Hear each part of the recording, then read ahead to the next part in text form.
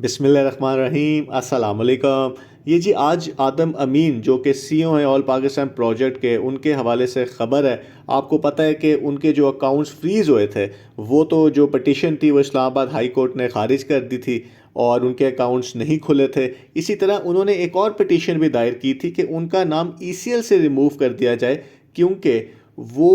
जो केस है वो तो नैब कोर्ट ने ख़ारिज कर दिया था, क्योंकि नैब के जो लॉज थे वो चेंज हो गए थे। अब जो पटिशन है उसका फैसला आ गया है कि क्या उनका नाम ईसीएल के ऊपर रहेगा या नहीं रहेगा। तो क्या फ़ैसला है वो हम देख लेते हैं। जस्टिस ऑनरेबल मोहसिन अख्तर कियानी साहब ने ये फ़ैसला तहरीर किया है और उसमें उन्होंने लिखा है कि जी पटिशनर ने, आदम अमीन साहब के लॉयर ने ये प्रे किया है कि उनका जो क्लाइंट है उनका नाम ईसीएल से रिमूव कर दिया जाए और उनको बाहर जाने की इजाज़त दी जाए, क्योंकि आपको पता है कि आदम साहब जो हैं वो फैमिली उनकी बाहर है यूके में।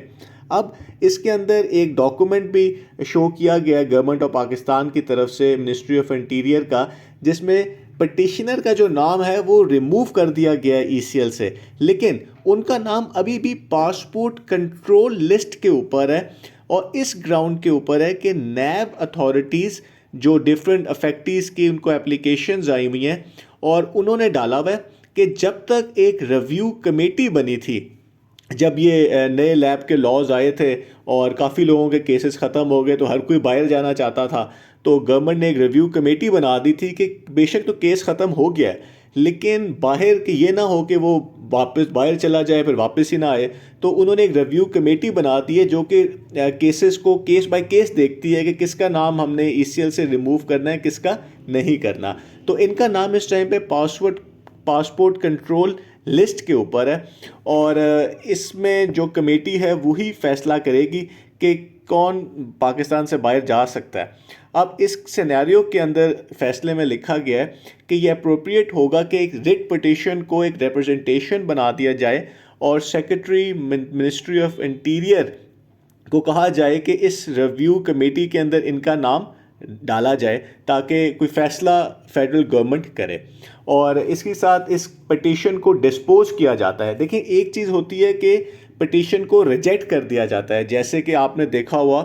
कि जब इनके जो केसेस थे, जो ये अकाउंट्स के जो पटिशन थी उसको रिजेक्ट कर दिया गया था कि ये उनको रिलीफ हम नहीं दे रहे, तो ये रिजेक्ट नहीं है, ये डिस्पोज ऑफ हो गई है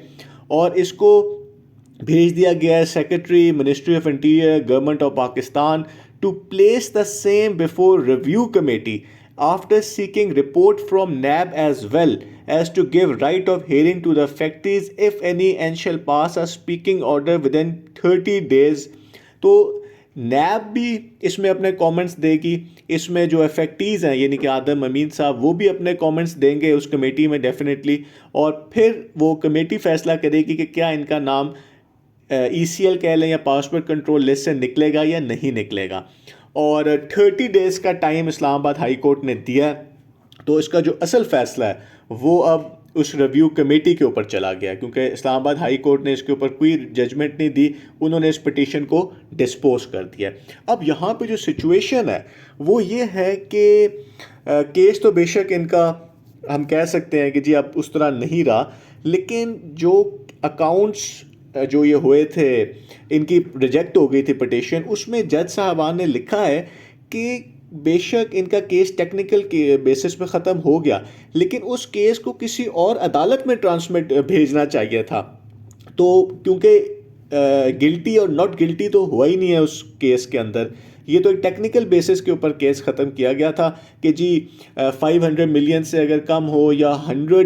अफेक्टीज से कम हो तो नैब जो है वो केस आपका नहीं सुना है, नैब की वो जुरिस्डिक्शन में नहीं रहा था, तो इसलिए अकाउंटेबिलिटी कोर्ट ने वो केस वापस भेज दिया। अब गवर्नमेंट को ये नहीं पता कि इस केस का करना क्या है, तो इसके ऊपर हमने कुछ न्यूज़ हमें आ रही है कि जी कुछ वर्किंग हो रही है कि इन केसेस का क्या बनेगा जो कि केस इस तरह ख़त्म किए जा रहे हैं। तो इस टाइम के ऊपर अपडेट ये है कि इनका नाम आज के दिन और कुछ जब तक रिव्यू कमेटी नहीं होती पासपोर्ट कंट्रोल लिस्ट के ऊपर ही है और ये पाकिस्तान से बाहर नहीं जा सकते। तो ये है जी इस टाइम की अपडेट। बहुत बहुत शुक्रिया।